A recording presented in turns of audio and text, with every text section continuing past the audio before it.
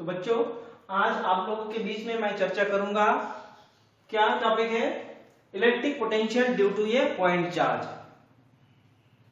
किसी बिंदु आवेश के कारण विद्युत क्षेत्र के किसी बिंदु पर विद्युत विभव के लिए व्यंजक ज्ञात करना है। तो सबसे पहले हम समझ लेते हैं आखिर विद्युत विभव क्या होता है। तो विद्युत विभव को समझने के लिए सबसे पहले दो तीन चीज आपको समझना है।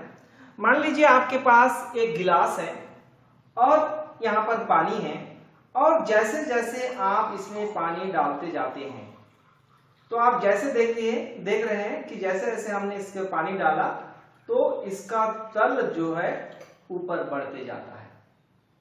ठीक, अब यहां पर द्रव का जो प्रवाह हो रही है, देखिए उच्च तल से निम्न तल की ओर, उच्च तल से निम्न तल की, मतलब ये गिलास के में कितना पानी है इस पर निर्भर नहीं करता है। जब हम इसमें पानी डालते हैं तो उसका तल बढ़ते जाता है। यदि आपके पास एक बर्तन है, बर्तन में आपने पानी डाला और पानी डालने के बाद इसको आप स्टोव में रखते हैं और उसके ऊपर एक थर्मामीटर डाल देते हैं, तो आप देखते हैं इस थर्मामीटर में जब नीचे से ऊष्मा दी जाती है तो इसका ताप जो है बढ़ता है। ठीक है, ठीक जैसे हमने यहां पर ऊष्मा दिया तो उसका क्या हुआ, ताप बढ़ा।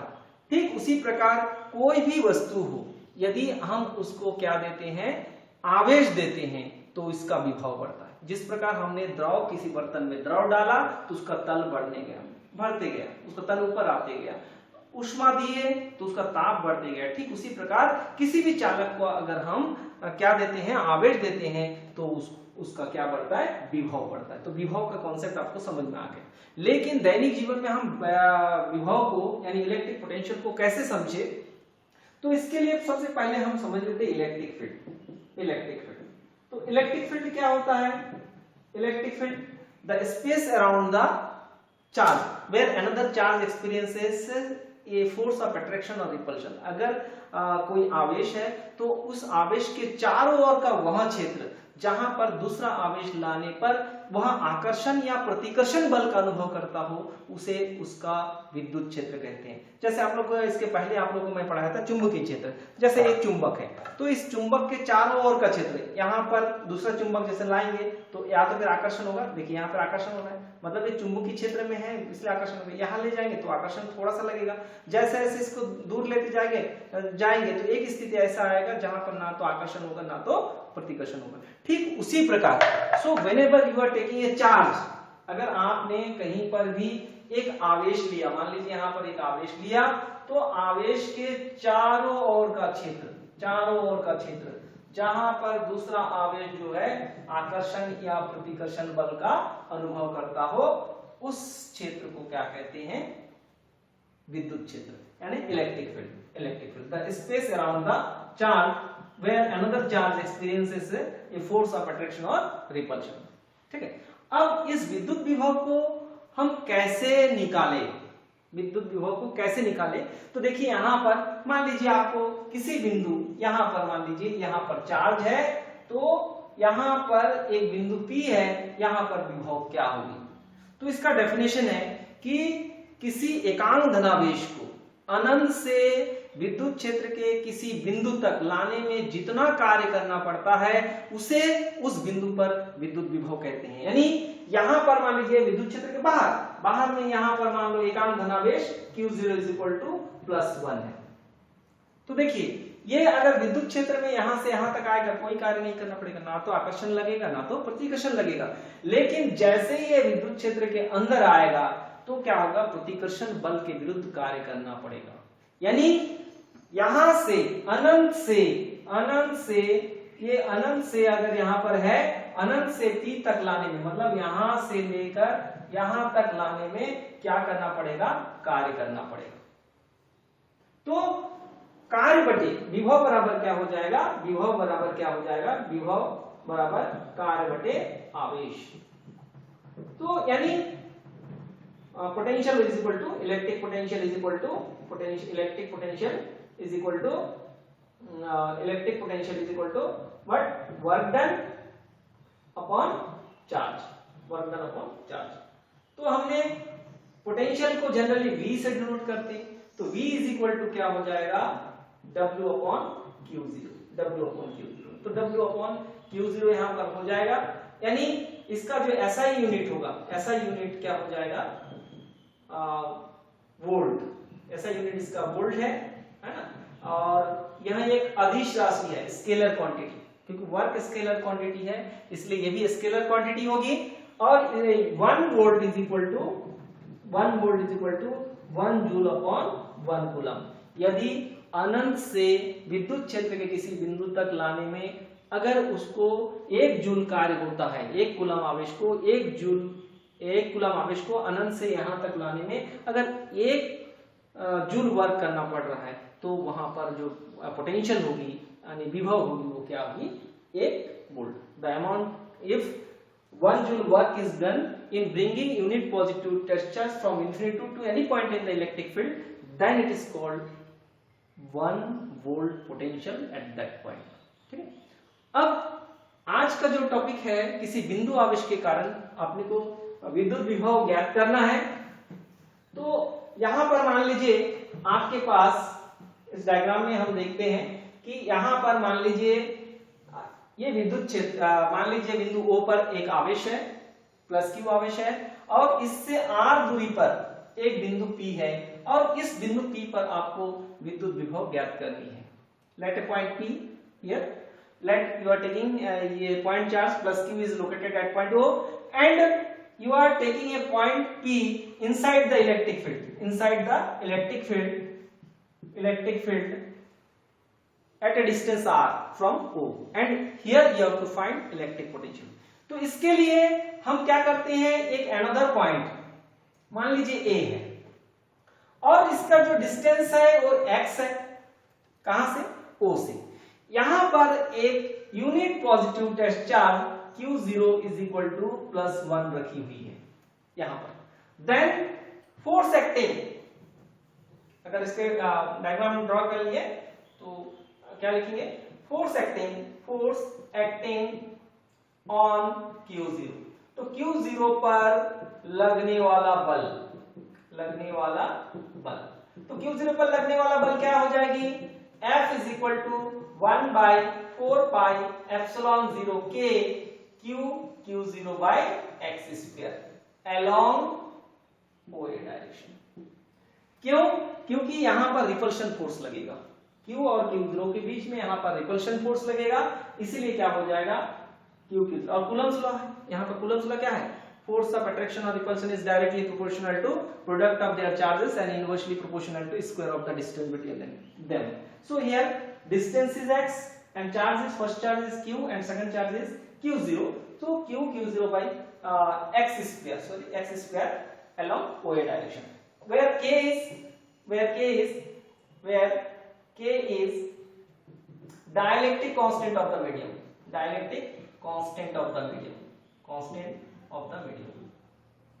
मतलब माध्यम का परावैद्युतांक, माध्यम की परावैद्युतांक।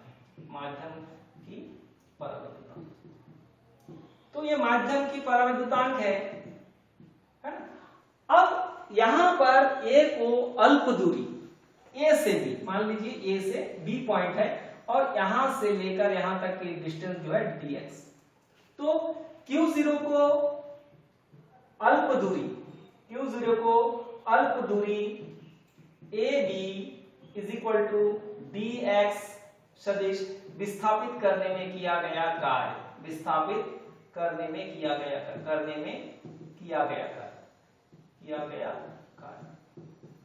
तो क्या हो जाएगा, work done in moving the charge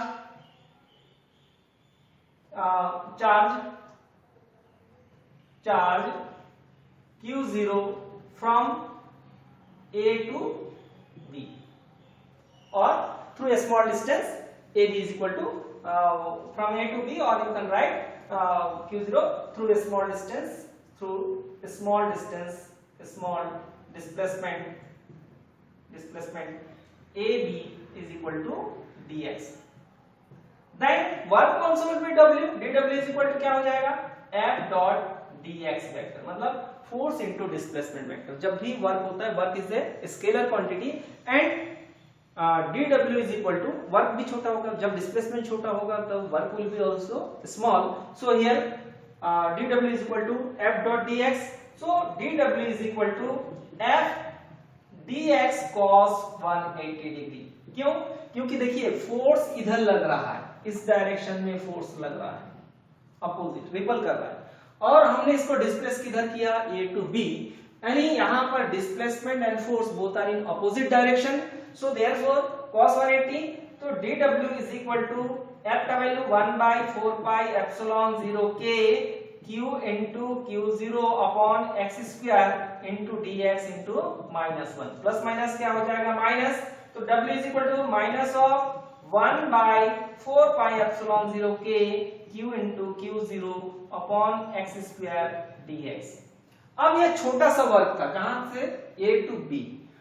अगर चार्ज कहां पर हो, इंफिनिटी में हो, यहां पर हो, यदि q0 जो है, q0 is equal to +1, where it is located, at infinity, then the total work done in moving the unit positive test charge from q0 to point p, इस q0 को अनंत से p तक लाने में जो कार्य होगा तो आपको इंटीग्रेशन के माध्यम से मिल जाएगा। So therefore total work done in moving the charge, in bringing the charge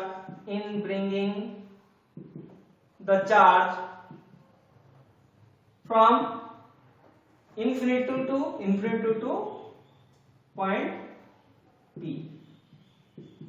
है ना। Q0 को अनंत से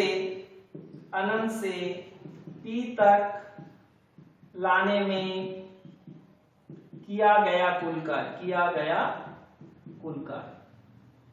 जब भी कुल कार्य की बात होता है, जो भी वैल्यू मिला है उसको क्या करेंगे, हम इंटीग्रेट करेंगे, यानी यहां पर इंटीग्रेशन करेंगे किसका, dw का, इंटीग्रेशन करेंगे किसका, minus of 1 by 4 pi epsilon 0 k q0 upon x square dx का। कहां से ला रहे हैं, इंफिनिटी, कहां तक ला रहे हैं, r तक ला रहे हैं, तो यहां पर इंफिनिटी टू r देंगे।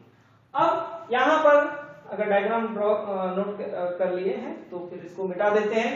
तो यहां पर देखिए, यहां पर क्या हो जाएगी, dw का जो इंटीग्रेशन होगी वो क्या हो जाएगी, w, क्योंकि आपके पास, क्योंकि integration of dx is equal to क्या होता है, x, तो dw का इंटीग्रेशन क्या हो जाएगा, w। अब यहां पर कांस्टेंट क्या है, minus of 1 by 4 pi epsilon 0 k q into q0 constant है, इंटीग्रेशन इंफिनिटी टू r, और क्या बच रहा है, 1 by x square dx।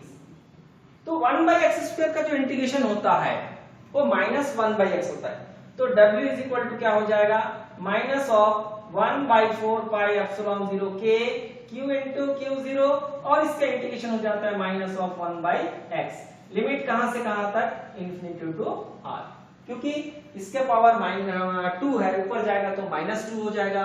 तो इस प्रकार इसका power x to the power n का फार्मूला होता है, x टू द पावर क्या, इंटीग्रेशन फार्मूला, जो कि आपके पास फार्मूला होता है x to the power n dx का फार्मूला होता है x to the power n plus 1 upon n plus 1। यहाँ पर -2 है, प्लस वाला ऊपर जाएगा तो -2, तो x to the power -2 plus 1 upon -2 plus 1 करेंगे तो -1 by x।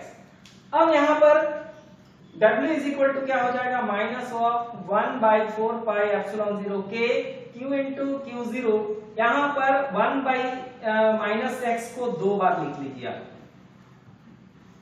-1 by x को 2 बार लिख लीजिए समझने के लिए, ठीक है।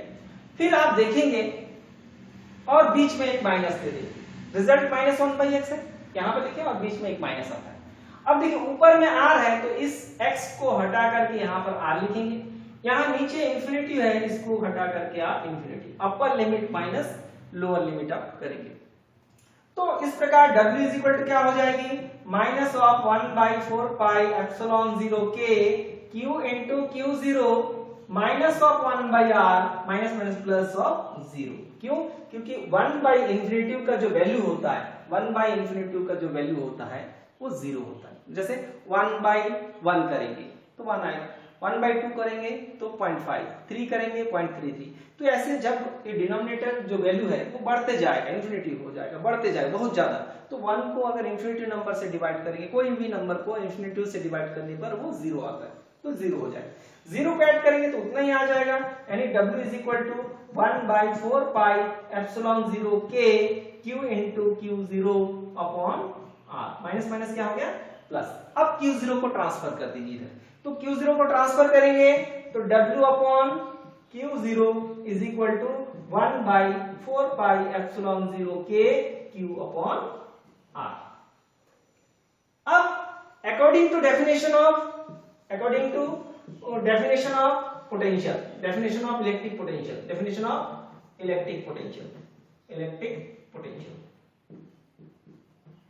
विद्युत विभव की परिभाषा से, तो विद्युत विभव का परिभाषा क्या कहता है कि W अपॉन Q0 जो होता है वो V होता है, यानी W अपॉन Q0 जो होता है वो V होता है। W क्या है, वर्ग, Q0 क्या है, एकांक धनावेश। उससे हम जब डिवाइड करेंगे तो वो क्या मिलेगा अपने को, विद्युत विभव। मतलब W upon Q0 is V, that is electric dipole, electric potential। So यहाँ पर इसको अगर सॉल्व करेंगे, अगर नोट कर लिए या स्क्रीनशॉट आप ले लीजिए, है ना। अब इसको हम मिटा देते हैं। चलिए, तो यहाँ पर परिभाषा से इसलिए V का वैल्यू क्या हो जाएगा, V is equal to 1/4 pi epsilon 0 k Q upon R, इतना वोल्ट। फॉर एयर और वैक्यूम,